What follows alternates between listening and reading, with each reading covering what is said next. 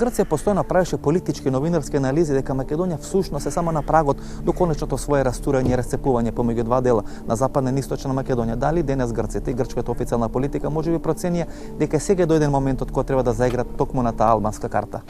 Ако има референдум во Македонија, околу тоа дали треба да се најде компромис околу името?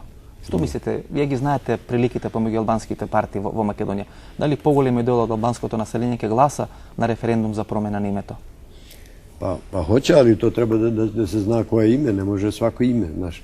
Треба да се да некој име. Нова Македонија, не знам како. Северна Македонија. Слава Македонија би била прифатлива за албанците, веројатно? Слава Македонија не би била прифатлива, веројатно не би. Не би, затоа што би инсистирале ли тога со ново име албанците и на нов, да речеме, грб? Онда би они за свој регион рекли Албано Македонија или тако нешто. Или Дарданија или некој. Или Рида или што.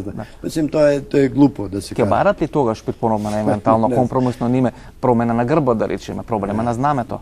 Веројатно тој процес ќе се отвори. Име е најважнije и ако буде територијално Северна Македонија или Вардарска Македонија, зашто не? Зборам за албанците, тие ќе барат и промена на знаме и промена на грб, веројатно, во таква ситуација. Па тоа е опет мањи проблем од ова. Ова е главни, ова се онда да. Некој мешавина на лавот и орелот да се направи во Македонија.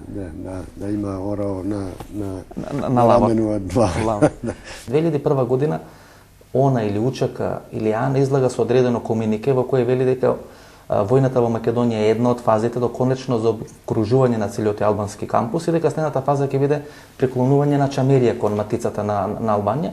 Едно или две соопштенија комунике имаше 2001 и некако многу брзо прекина со таквите ставови. Ако не се лажам, и ако добро ме служи сеќавањето, тоа беше комунике број 6 од така наречената ОНА. И навистина сите факти, сите документи зборуваат дека тоа што се случуваше во Република Македонија 2001 година беше прелевање на настаните од Јужна Србија и од Косово. Целта на сите тие активности на организираните вооружени екстремистички групации беше да се создаде голема Албанија. Тоа јас со сигурност можам да го тврдам, бидејќи ги изанализирав сите тие документи и сите водат кон создавање на голема Албанија. Имаше притисок. Само уште ова да кажам дека во склопот на тоа беше опфатена и Чамерија.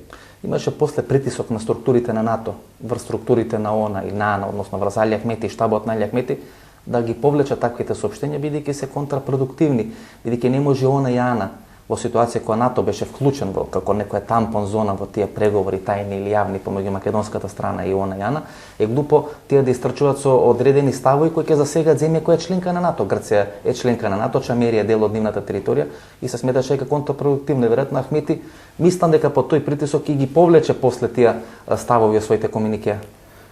Не само што ги повлече, туку според оние документи со кои јас располагам, ни Али Ахмети не беше настаните од 2001 година да се одвиваат во тој период. Он не се разликува многу од тоа дека такви настани треба да се случат и во Република Македонија, но некои документи велат дека сето тоа што неговите соработници го правеа е избрзана работа и според некои негови проценки тоа требало да се случи 2003 или 2004 година. Тоа што беше 2001? Да, тоа што се случуваше 2001 година. Од тука многу лесно му беше на Али Ахмети тие притисоци што ги доживуваше или што ги имаше од страна на меѓународниот фактор со задоволство да ги прифати, прикажувајќи при тоа дека навистина бил во право, дека настаните требале подоцна да се одвиваат, а не во оно време кое го определија неговите соработници. Значи, според вас и тие податоци што ги имате, тоа што ни се случи 2001, требаше да се случи 2003 или 2004? Да, така било според проценките на Али Ахмети и документите со кои јас се располагам. Интересен е фактот дека грчката политика прва го дава тој предлог за поделба на Косово на северно и јужно, сметајќи дека на тој начин можеби најлесно би се влегло во еден процес на можна промена на границите на Балканот и евентуално одвојување на Западна Македонија од матицата на Република Македонија. На тој начин веројатно грчката политика сметаше дека можеби најлесно ќе реши тоа македонско прашање, односно тој спор околу името со Република Македонија. Интересно дека Антида, да речеме, тамо некаде уште 2001 година, кога се уште владата на Џинџич, кога Небојша Чович главен или на тој координативен центар за Косово Прешево, Медвеđа и Бујановаc, а тие не првата која го дава тој предлог за можна поделба, тогаш и Јоргос Папандреou за можна поделба на северно и јужно Косово. Da, zato što Beograd je imao i Đinđić i ove su imali specijalne odnose sa Atinom i preko Atine su plasirali nekakve ideje i neke što su mogli. Znači to su probni baloni uglavnom koji su išli i Grčka je deo Evropske unije i ona je važna zemlja i u regionu. До неодамна беше единствена која беше во НАТО и Европска унија. Сега стана Романија и Бугарија. Тоа даваше една специфична тежина на Грција. Grčka u suštini ne odbija nezavisnost Kosova, samo je malo opreznija i zbog Kipra i zbog, mislim da je Grčka na neki način principijelno spremna da prizna Kosovo, ali čeka da se na neki način proces ide napred.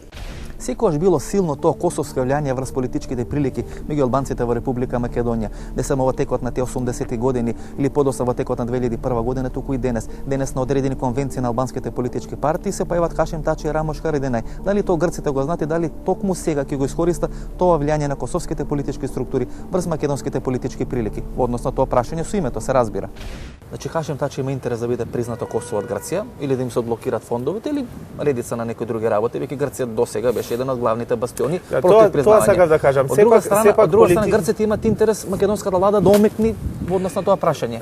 Има некоја фама дека албанските партии од Косово или од Македонија на некој начин имаат огромно влијание тука во Македонија. Мислам дека тие прилики веќе не се како порано, бидејќи сега тука сепак има поавтохтони политики. Ке се согласам со вас ако ми одговорите на едно прашање.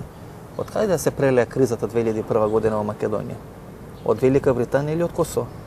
Ја не се согласувам дека сепак ова е друга тема. Штабот беше во Словенија, во Љубљана или сепак беше од таа страна на границата?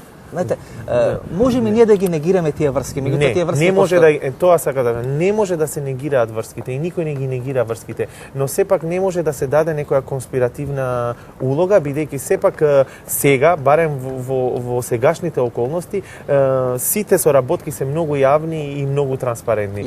Поради фактот дека целите се слични. Ако ја ставите ова дебата во контекст на Грција, па ја мислам дека многу се е на некој начин многу транспарентно поради самиот факт дека се знае позицијата на Европската унија. Нема тука некои тајни улоги. Веќе во Македонија доаѓаат и јасни пораки. Какво е влијанието на косовските политичари? Обично се велеше дека секогаш македонските политички партии на одреден начин ја црпат својата сила, а дури ги добијат идеите и начинот на функционирање и размислувањето од видните косовски политичари, дали тоа биле Хариdenaj, дали бил Хашим Тачи, така натаму. Дали денес косовската политичка сцена има битно влијание врз политичките прилики меѓу македонските и албански партии? Во секој случај има. Значи, зборуваме за политички партии, за политичари кои имаат добри релации, кои биле со партици, него биле дел од пријателства. Да, повеќе деценски пријателства. Второ, Косово бил универзитетски центар Приштина,